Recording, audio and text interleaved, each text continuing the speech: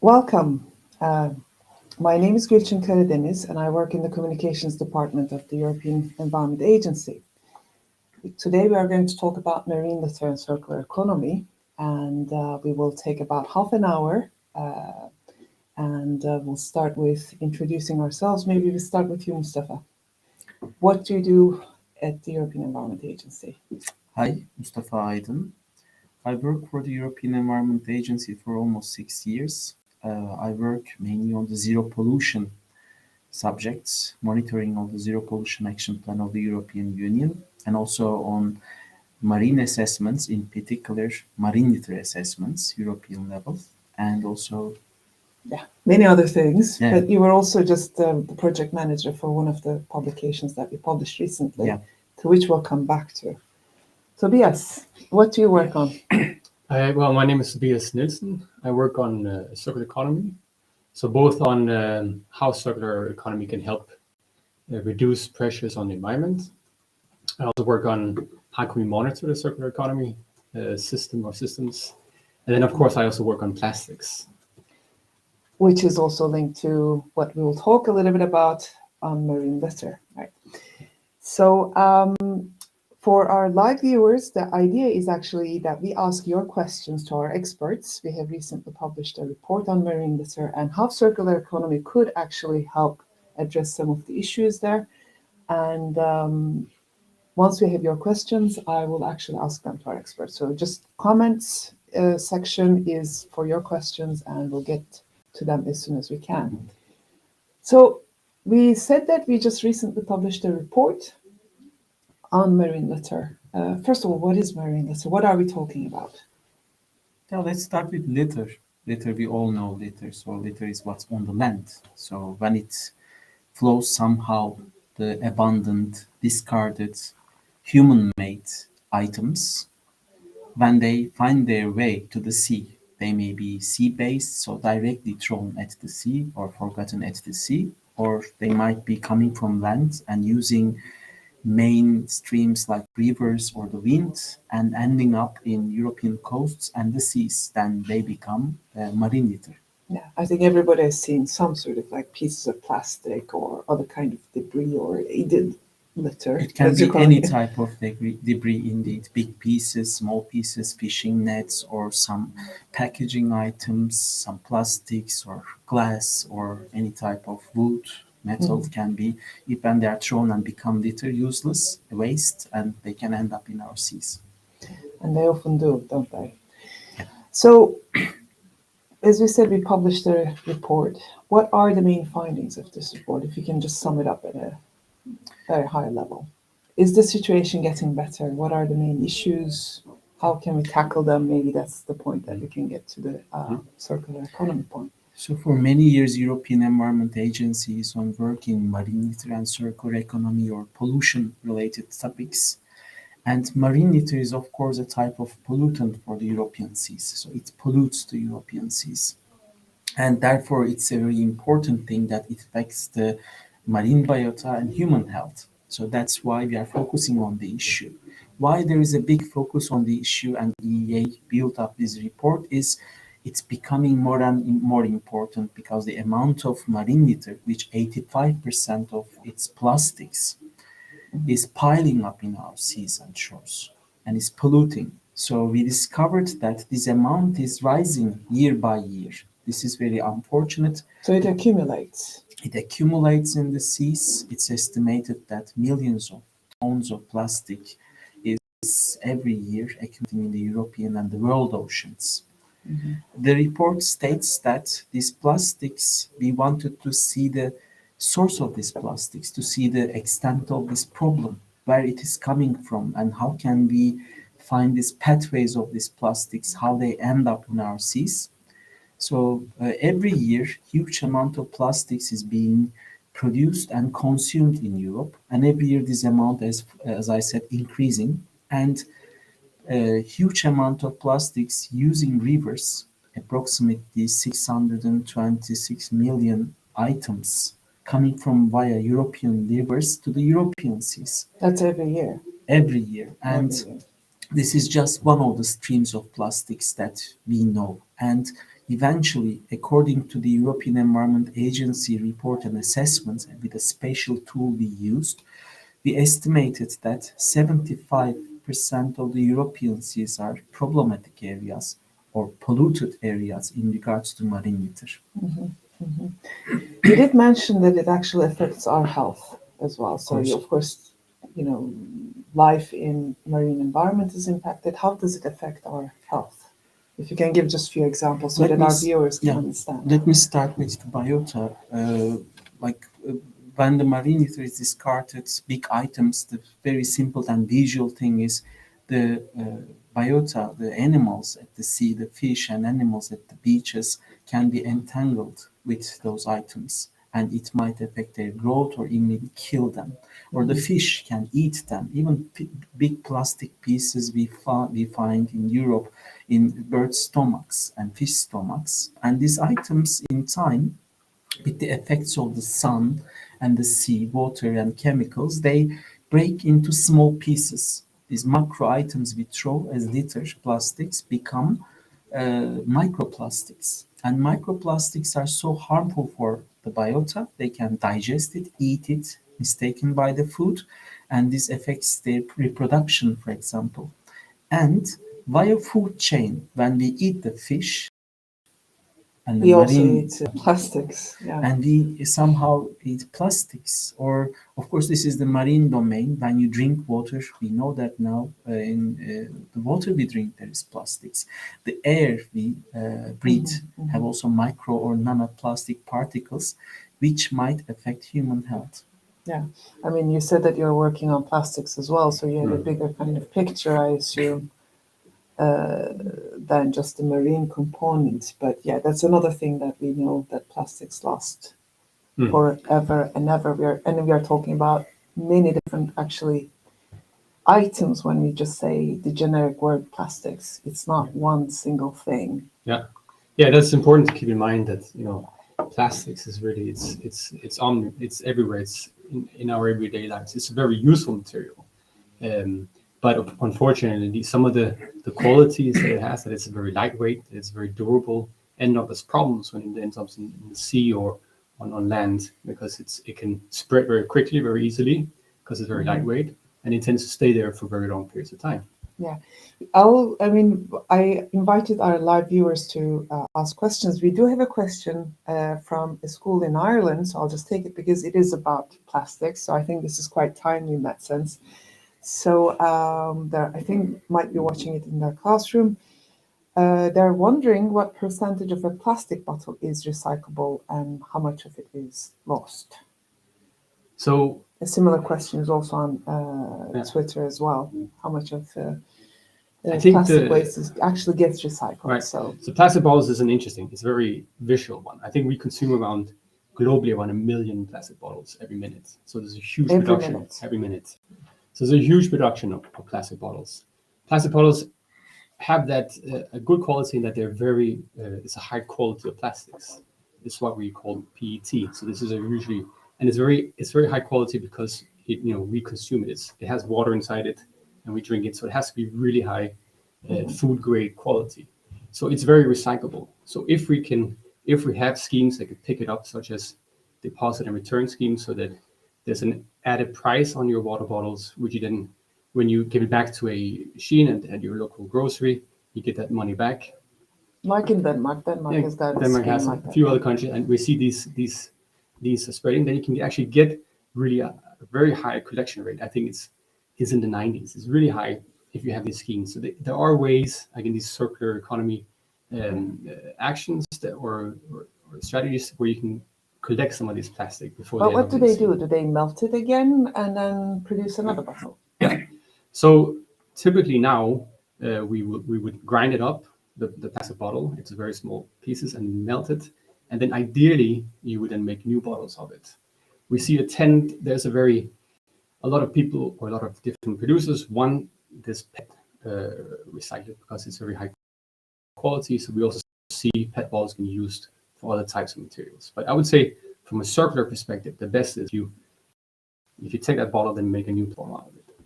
So it doesn't lose value. But can I ask a question about this thing then? Do you need 2 bottles to produce a bustle yeah. afterwards. I mean, are we losing a part of this? I guess in any system there's some loss, but I don't know the specifics of this, but I think there is. You can reuse a lot, a very high percentage of it. And also the EU is also, they have a legislation that new bottles will have to contain a certain amount of recycled material in them. And may I add Yes, here that, please. like, of course, maybe the question will come later, but of course, here to our Irish friends, to add that the main objective is, of course, in the zero pollution hierarchy, a circular economy, which means that you can recycle, is not the ideal situation. It is best not to consume at first, because most prevent of it in this, the first we never place. know that most of these plastics cannot be recycled, or when you recycle them, huge amount of effort, energy, and pollution created. Very true. Let's go back to the marine litter. I hope that we clarified that question, but if you do have other questions, please feel free to post them in the comments and we'll ask them to our experts. But marine litter, so we said, marine litter had a lot of plastics and they kind of fragment and float all over the place, and waterways are a way that this thing is, this litter is carried across European seas, but I guess globally as well. Where does it come from? It comes from the source of litter is, first of all, when you look at the drivers of the problem, which means that how this created is the human needs, all sort of human needs, Like that water bottles, etc. we clothing, discussed. drinking water, hygienic, creating hygiene, that we are vaccination, for example, we need plastics, one-time use materials. For food packaging especially, we use huge amount of plastics for the packaging or textiles. All of these items or production, this material, then after some one use, this is the awful situation, single-use plastics we call them, or after a duration in a car, 10 years of use car, then this material becomes waste. And in regards of circular economy, the problem is how we recycle this waste, or how we, in the zero pollution, how we don't create this waste. This is another problem. This is the most important issue. However, when you say that how they become marine litter, all these items, especially we focus on plastics because of the huge amount of this litter is plastics, and also it can be harmful for human health and the nature. These plastics then either recycled, reused, or incinerated, or stored in an area. All of these processes, a percentage of it is not properly at the end stored or recycled, then it leaks to the environment. And this leakage, almost 3 million tons estimated EEA values every year, leaks to the environment and via rivers and other pathways finds its way to the sea. And of course, that's a bit like the end point. Yeah. They accumulate. And Yeah, accumulate. and they're very hard to get out. Once the plastic ends up in the environment, they're extremely hard to get out again. And especially if it breaks into microplastic, it's virtually impossible to get out of the environment. So once it's there, it's going to stay there. Yeah. No, I mean, I've seen images of this like plastic floating in the middle of the oceans and stuff. It's a terrible sight indeed. I want to come back to something that you mentioned, but it's on the single-use plastics, because we talked a lot about prevention and, it's best to avoid these things. Europe, the European Union, has been actually quite, I would say, ambitious about limiting the use of single-use plastics. So the kind of stuff that we use once and then throw out. Right. Can you say a little bit more about that? What is the idea there? What is the goal? So exactly like Mustafa said, some of the best things you can do is to prevent this being used in the first place. So some of the plastic items, what we call the single-use plastic items, some of them we probably don't need in our everyday lives. So sticks or balloon sticks or even straws, we might not be so super dependent on them for our everyday lives. So some of them we can maybe ban just because we know that these items tend to be the items that we find on beaches and in the marine litter. So there's a small number of plastic items that the single-use plastic directive bans because they're not super necessary, and that's of course a very effective tool to say, okay, if we ban them, they won't end up as plastic litter. Yeah. For No, sure. I've seen some alternatives, for example, to Yeah. straws, Yeah. like metal straws and glass straws Exactly. and stuff Yeah. like that, Yeah. or even pasta. Right. Yeah. I've Yeah. seen Exactly. it. I think that another school in Ireland, in Cork, was also asking about plastic bottles and recycling and Yeah. stuff. So hopefully we covered that question again as well. But if you do have additional questions about other products like the straws, or how you can actually prevent, I would say, litter ending up in the marine environment, feel free to ask them. But we got another question. They're asking what percentage of a plastic bottle is recyclable.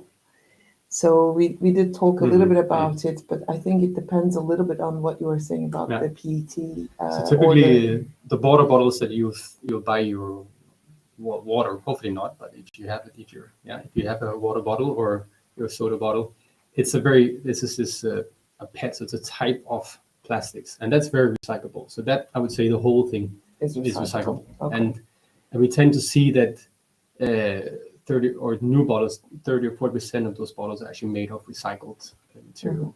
And the aim, of course, is to push that even further, so that we ensure that these water bottles stay in the system for as long as possible. Because we've gone through all the hassle of making them in the first place. So let's ensure that they stick around for as long as possible in the economy and don't end up in nature. And if I may add, I think this question is in general reflects also good understanding of the situation. We shouldn't rely on recycling. It's a really problematic process. It's like if you don't have any other solution, if it's very necessary material to be used, yeah, we should recycle it. We shouldn't make it, allow it to be marine litter waste. However, the first thing is we should understand that all those very cheap plastic items, single-use plastics, for example, as citizens in our daily life, we shouldn't think that they are so easy and cheap, but at the same time necessary. We should take them as luxury. A simple example is balloons. And we should think that using balloons and throwing them, this is a luxury item, even it's so cheap and easily accessible. And we can avoid plastic pollution a little bit, contribute to the solution. We should find ways of celebrating, our anniversaries or significant days without balloons, or enjoy our drinks without plastic straws. We are getting questions, so I will continue with the questions, considering that they're flowing in. So Natasha is saying, thank you for this live debate. Is the EEA working on establishing threshold values for marine litter, not only in the single-use plastics directive, but for the water column and the sea floor? I think we can also address some of the data issues that we have and the work that we do. Should we start with you, and maybe you could comment? This is actually not the role of the European Environment Agency. However, using these threshold values and making European level assessments, building indicators, informing the policymakers and the citizens is our job. Technical group on marine litter, European expert group, in the leadership of the DG Environment and so this is a department in the Commission, European Actually, Commission. now we just have in a European level beach litter threshold and baseline.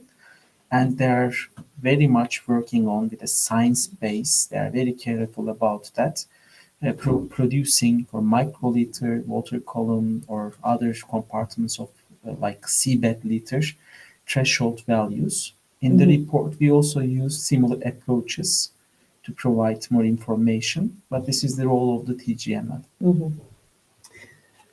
Anything that you'd like to add on the single-use plastic directive?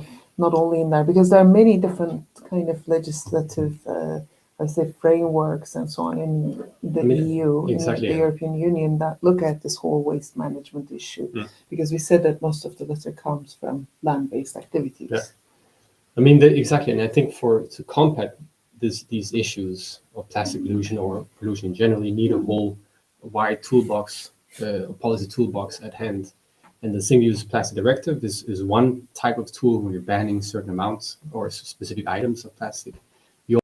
There's also the zero pollution legislation, which has targets for reducing the amount of litter that goes into the sea and also the amount of microplastics, for example.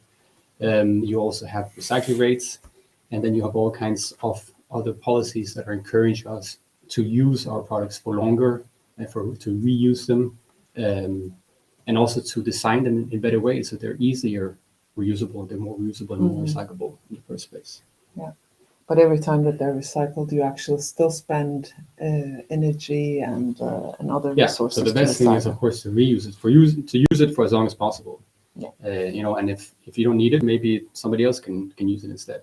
And then to reuse it is better, and then to repair it, and then at the end, then to recycle it.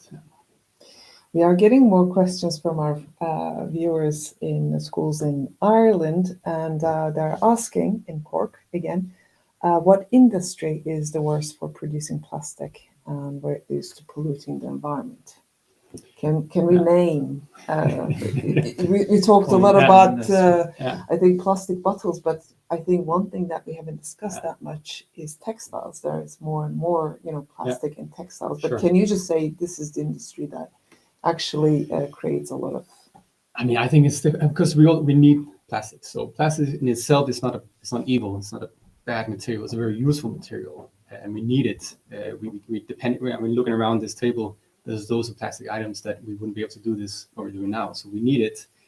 Of course, you can say that some of the companies that are maybe pushing the single-use plastic items, and have been some studies on who these companies are.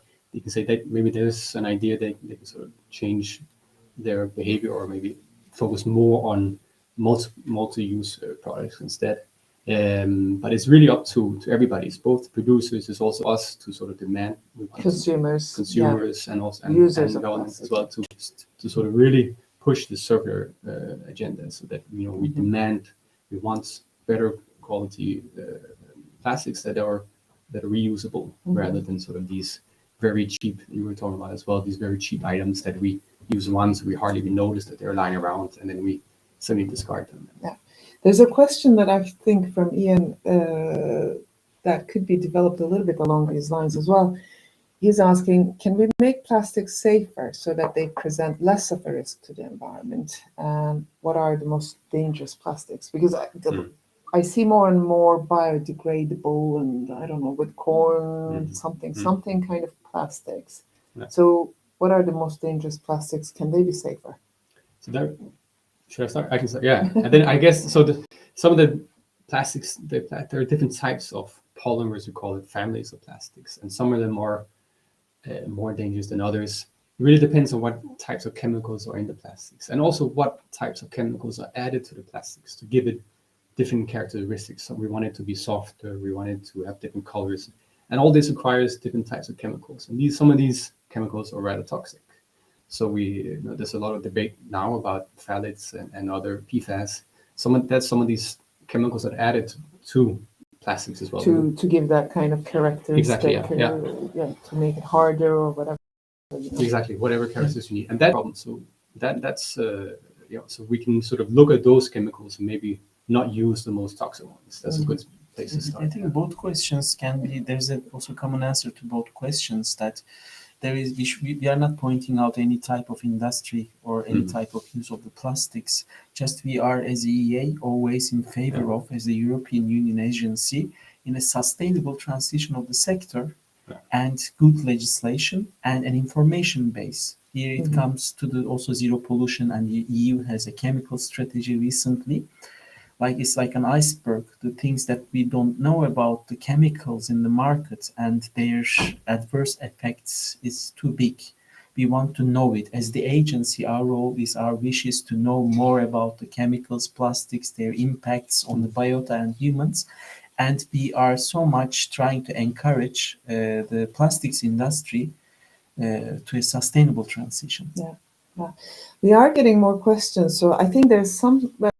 I can see some of them kind of think about, there's another question from a student in Cork who's asking what are some steps people can take against plastic usage that aren't actually effective. So what can people do that are effective, and some of the things that we think we are doing but are not effective. And there's another question about what are the main reasons behind mismanaged waste. I mean, maybe it's also something that we can help manage our waste a little bit better as well. Can you reflect a little bit on that? Who would like to start? Maybe about the waste. You want Before I forget my answer. So the reasons of mismanaged waste is the capacity of the countries. As the European Union countries or the European Environment Agency member countries in a broader perspective, the report covers. So when we look at the countries between 2012 and 18, we saw a huge increase in the waste management capacity. What do I mean is to incinerate, to recycle, or to store the waste in a proper sanitary conditions that it will not leak to the environment. There's a big capacity created in these 6 years. So the countries are working, the European Union legislation and the countries are working well. However, the amount of waste, and especially plastic waste that we produce, is so much bigger than the increase in our good waste management capacity. And at the end, the capacity of these facilities of recycling or storing the waste cannot handle this Still big fall amount short, of demand. Yeah. And finally, it's think that you put too much water on the and finally you cannot It still control it. Even overflows. the water cup is getting bigger, but the amount of water is more. So Yeah. finally, it leaks to the environment. Because there is a question from Pinar as well, who was asking to what extent the plastic recycling practices reduce this pollution. So yeah, you can increase the capacity of managing this kind of waste, but if you continue producing more and more waste, there will be always this kind of issue. Yeah, I mean, just on the numbers. So again, if you look at the global production of plastic, it was around, I think, 2 million tons in the 1950s, and now we're talking about 400 million tons of plastic every year, and half of all the plastic that has ever been produced in our history has been produced since 2000. So that shows that there's That's a a huge, crazy thought. So it's increasing a lot, right? And the waste management systems can't keep up because we're increasing our demand really fast, really rapidly. There is a very dramatic figure from the report, if the readers will be interested. When you look at since 2010, the amount of how much Europe's gross domestic product increased. So this is our economic power as Europe. And this increased 4%, I guess, in the last 10 years. And after 2018-20, because of COVID slowed down economies, even the figure goes back, our GDP drops. However, even in those times, plastic waste generation increases. So even the economy slows down because of course, COVID's packaging waste, everyone is at home, but somehow plastic doesn't stop increasing. Yeah, Plastic I think that was generation, quite a waste bit generation, of discussion with the single-use plastics directive and the kind of protective gear and stuff that was also made of plastic. Because that came right in the aftermath of the single-use plastic directive.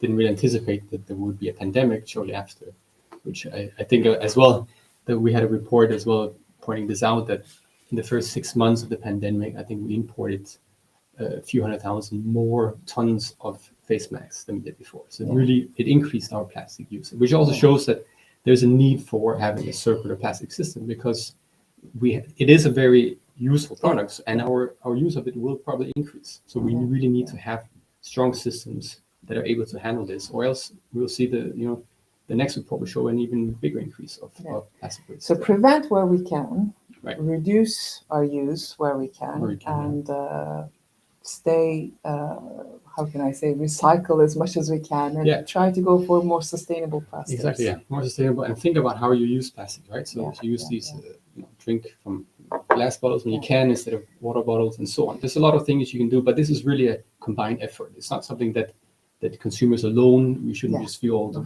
weight on our shoulders. It's really a combined effort between producers, consumers, and policymakers. There's quite a bit of interest. Before we wrap up, I just want us to briefly touch upon two things. There's one question from Terman about textile.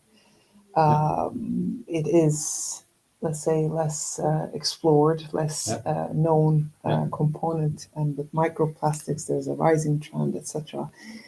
We will be producing some more assessments on textile, and we want to host another chat and stuff. But let's just acknowledge that it is an issue, maybe. and then promise that we'll get back to that discussion. It's a massive another field It's a that really needs to be interesting explored. one. Yes. Another question from Susan. Maybe we can just very briefly discuss what happens with the plastic, like, because she's asking how to avoid plastic is a very important topic. Yes, but what about the plastic which is already in the ocean? I've seen these ships trying to collect some things. Is this is there something that can be done, and is the EU doing anything about it?